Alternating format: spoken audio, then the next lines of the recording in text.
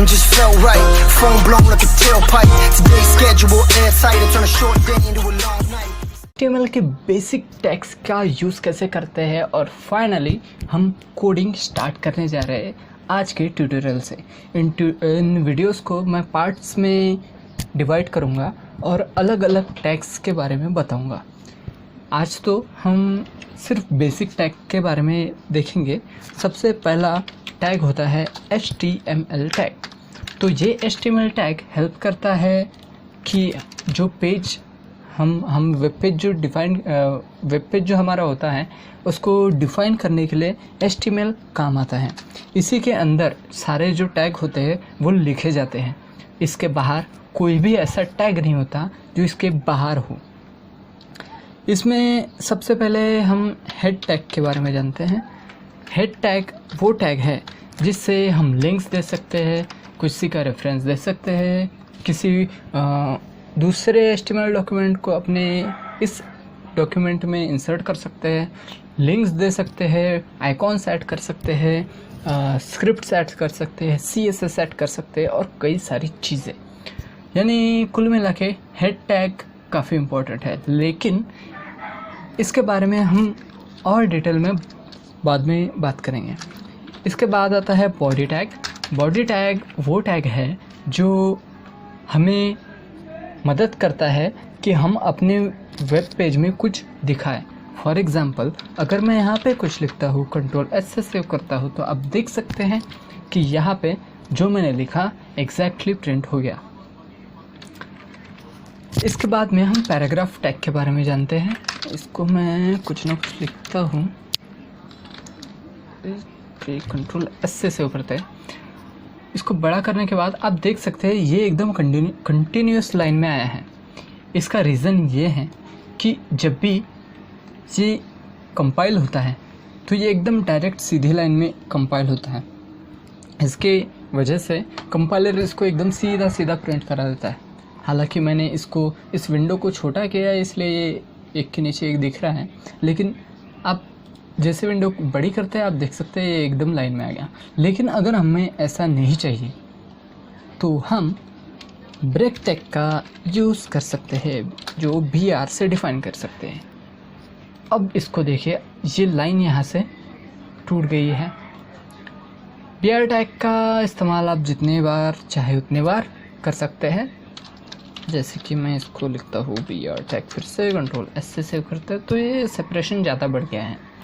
इसके बाद में हम पैराग्राफ टैग की ओर देखते हैं। पैराग्राफ टैग क्या होता है? इसको Ctrl+C करता हूँ, Ctrl+D करता हूँ और Ctrl+V से पेस्ट करके सेव कर देता हूँ। तो आप देख सकते हैं ये एकदम पैराग्राफ फॉर्मेट में आ गया है। हालांकि मैंने एक भलती सी लाइन लिख दी है इसलिए उतना सिस्टमेटिक नहीं दिख रहा है, लेकिन पैराग्राफ टैग देने के बाद में एक पर्टिकुलर पैराग्राफ को रिप्रेजेंट कर सकता है। पैराग्राफ टैग का इस्तेमाल इसलिए हम करते हैं ताकि जब भी हम किसी वेब पेज में यूज़र को टेक्स्ट को इस तरह शो कराना चाहते हैं कि वो उसको इफ़िशिएंट हो रीड करने में, या फिर किसी पर्टिकुलर पैराग्राफ का कलर अलग चाहिए, उसका फ़ॉन्ट अलग चाहिए, तो हम पैराग्राफ टैग से उसको कर सकते हैं। इसके साथ ही हम हेडिंग टैग अब पढ़ते हैं। हेडिंग टैग वो टैग है जो हमें हेडिंग देने के लिए मदद करता है। फॉर एग्ज़ाम्पल H1 लेते हैं हम और यहाँ पे मैं लिखता हूँ हाय आई एम कोडर। Ctrl+S से सेव करते हैं और आप देख सकते हैं यहाँ पे हेडिंग आ गई है, हाय आई एम कोडर। इस तरीके के कुल मिला के 6 टैग्स होते हैं, H1 H2 up to H6। सबसे छोटा टैग और सबसे बड़े वाले टैग में यही डिफरेंस है कि इनका बस साइज़ छोटा है। मैं 1 मिनट Ctrl+C, Ctrl+C, यहाँ पे Ctrl+V, Ctrl+S करते हैं। अब देख सकते हैं एकदम छोटा हो गया। छोटा मतलब मैं साइज़ के बारे में बात कर रहा हूँ।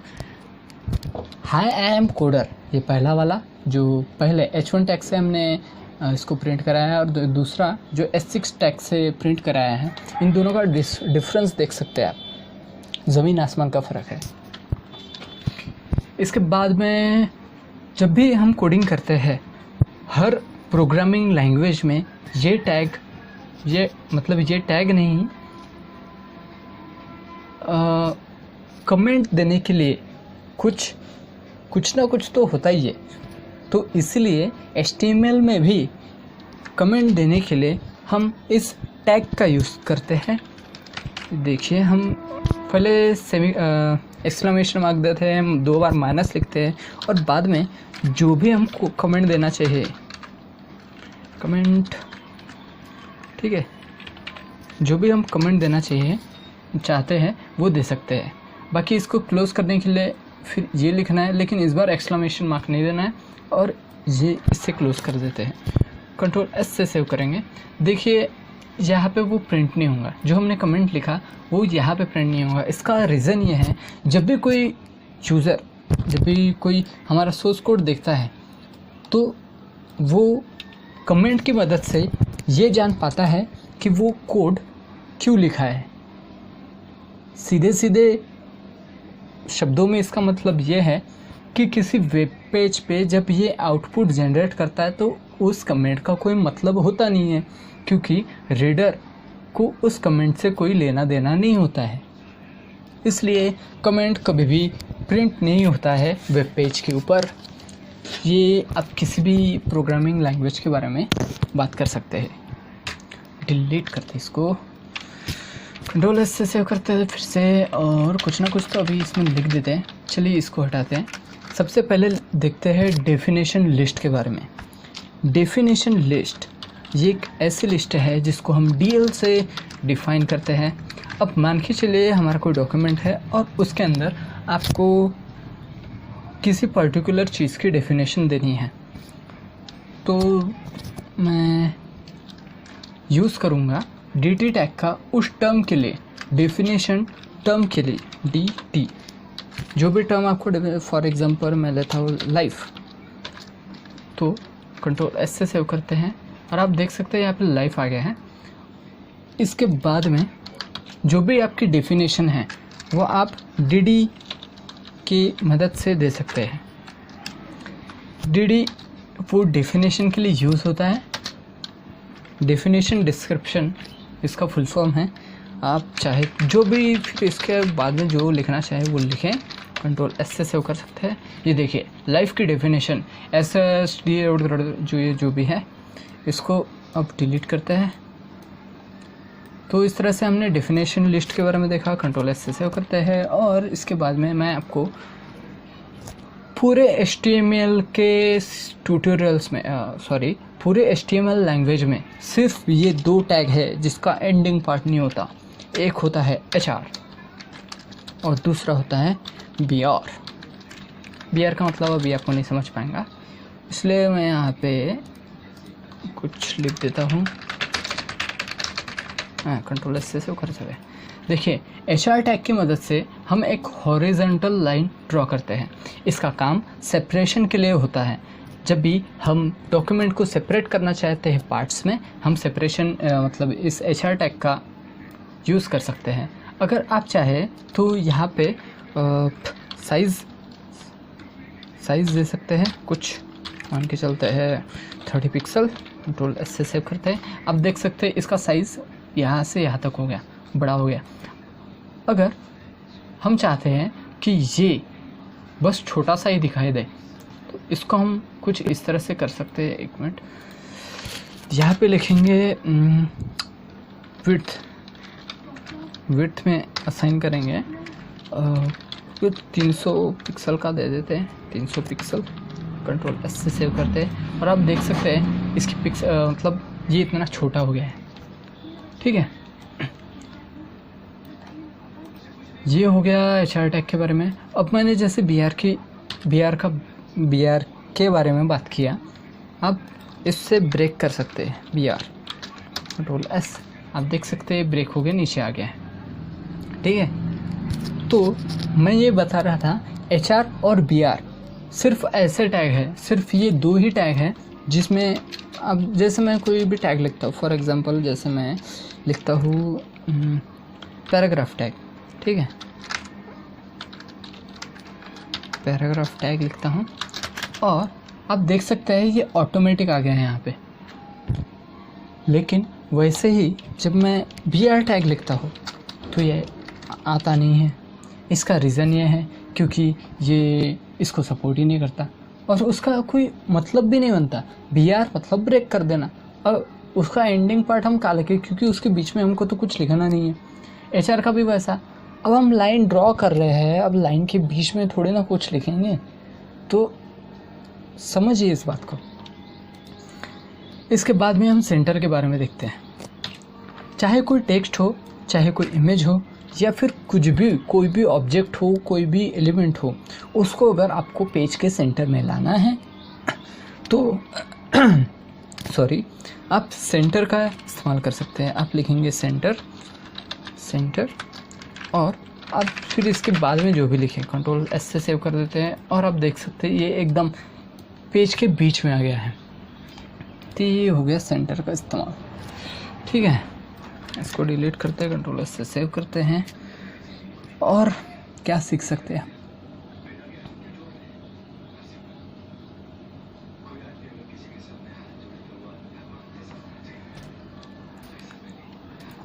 अच्छा पैराग्राफ के बारे में मैं और एक चीज़ बता दूं आपको। जैसे मैंने कुछ लिख दिया, एंटर किया, कुछ लिख दिया, एंटर किया, कुछ लिख दिया, तो इसके बाद में अगर आप पैराग्राफ को अलाइन करना चाहते हैं, अलाइन Ctrl+S और इसमें करेंगे, यहाँ पे 3 प्रॉपर्टीज़ हम दे सकते हैं। पहला होता है सेंटर, Ctrl+S से सेव करेंगे तो आप देख सकते हैं ये सेंटर में आ गया।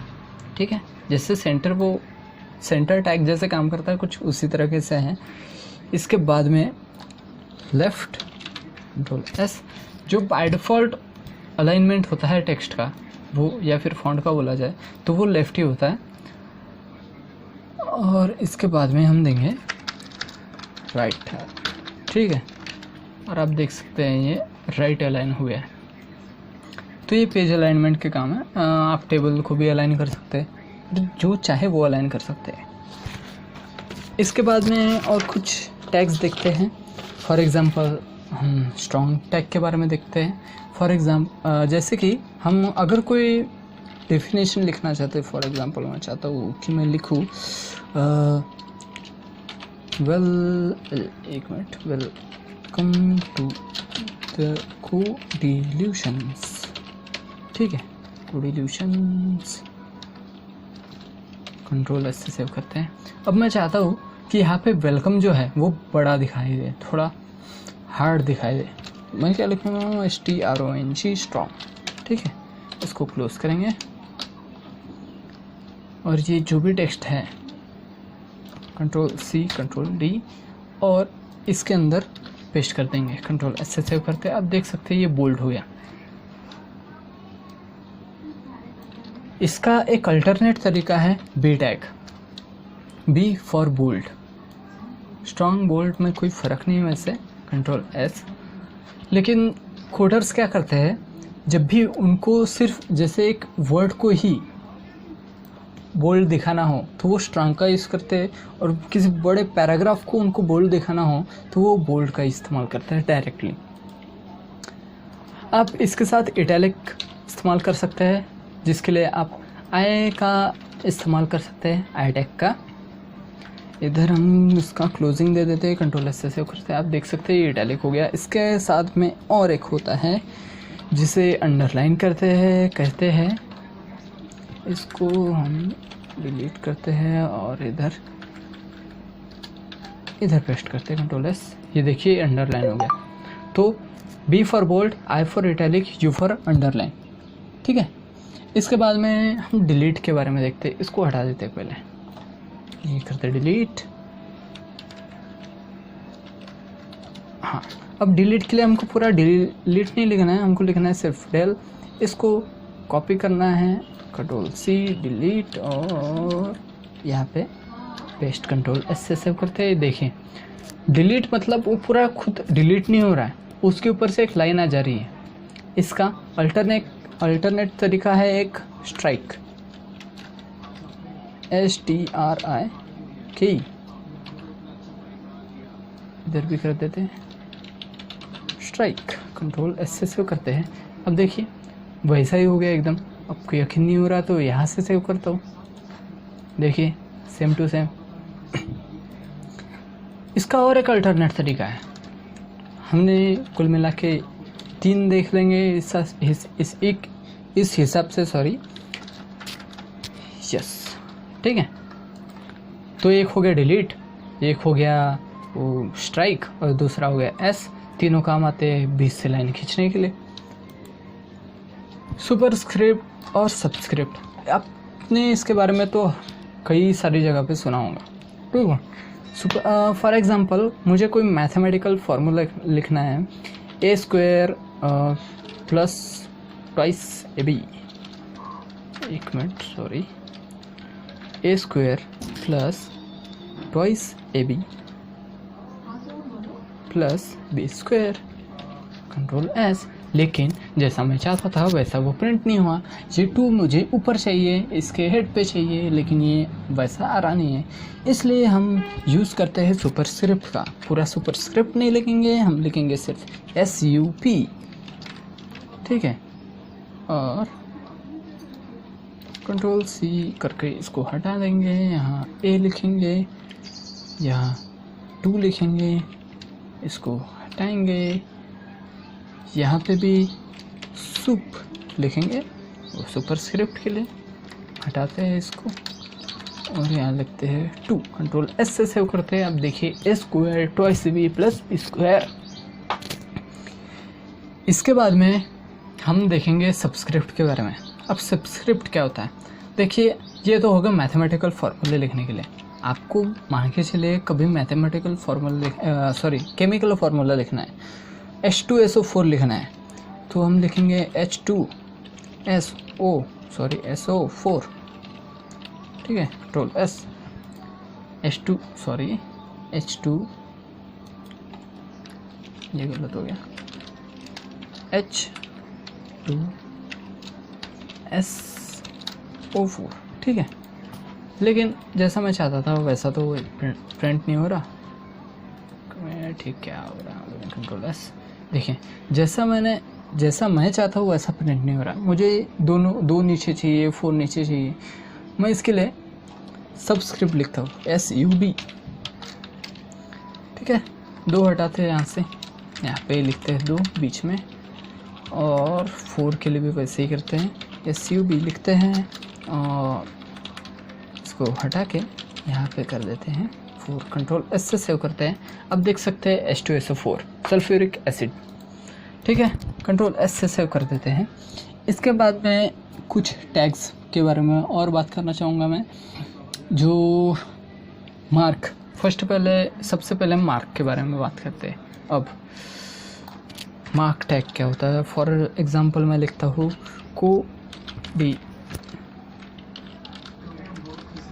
कोडिल्यूशन, कंट्रोल S से सेव करता हूँ। और अब देखिए कोडिल्यूशंस आ गया, मुझे इसको हाईलाइट करना है तो मैं लिखूँगा MARK, मार्क, ठीक है। इसी को कंट्रोल C डिलीट और कंट्रोल V से पेस्ट करूँगा, कंट्रोल S से सेव करूँगा। अब देख सकते हैं हाईलाइट हो गया। इसका कलर भी आप चेंज कर सकते हैं, इसके लिए आप CSS इस्तेमाल कर सकते हैं। CSS के बारे में मैं आपको बाद में बताऊँगा। इसके बाद में हम फ़ॉन्ट के बारे में जान लेते हैं। फॉर एग्ज़ाम्पल मार्क को हटा देते पहले। फ़ॉन्ट टैग क्या होता है, देखिए जो भी मैंने कोडिलेशंस लिखा या फिर और कोई भी फ़ॉन्ट लिखूँ, उसमें टेक्स्ट लिखूँ, ठीक है। अगर आप इसको फ़ॉन्ट के अंदर में डिफ़ाइन करते हैं, FONT है, सॉरी FONT, ठीक है। अब इस फ़ॉन्ट टैग के अंदर मैं जो कुछ भी लिखूँगा, कंट्रोल V, उसको मैं अपने हिसाब से चेंज कर सकता हूँ। फॉर एग्ज़ाम्पल मैं उसका साइज़ चेंज करूँगा, इसको देते हैं 30 पिक्सल, कंट्रोल S से सेव करते हैं। अब देख सकते हैं कोडिलेशंस का साइज़ 30 पिक्सल, ठीक है। इसके साथ में मुझे अगर कलर देना हो तो मैं कलर देख सकता हूँ। और ये देखिए, ये इस्तेमाल है इसका पैकेजेस का, मैंने बस टाइप ही किया था और वो खुद कलर पैलेट आ गया था। ठीक है, ये था उसका इस्तेमाल। मैंने बोला ना कि मैं जो भी पैकेजेस पहले बता चुका हूँ वो ऑटोमेटिक मैं आपको सिखा दूंगा, आपको टेंशन लेने की ज़रूरत नहीं उसके बारे में। कलर में हम क्या देंगे इसको, कलर में देंगे हम इसको रेड। कंट्रोल एस से सेव करते हैं, आप देख सकते हैं इसका कलर रेड हो गया है। ठीक है, अभी फ़िलहाल के लिए तो इतना ठीक है। कंट्रोल एस से सेव कर देते हैं इसको। और कुछ बाकी है क्या? सेंटर के बारे में बात हो गई शायद हमारी। चलिए फिर भी एक बार बता देता हूँ सेंटर क्या होता है। इसको डिलीट कर देते हैं, इसको लिखेंगे सेंटर।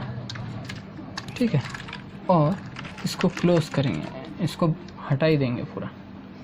कंट्रोल सी डिलीट करते हैं और यहाँ करते हैं कंट्रोल वी कंट्रोल एस।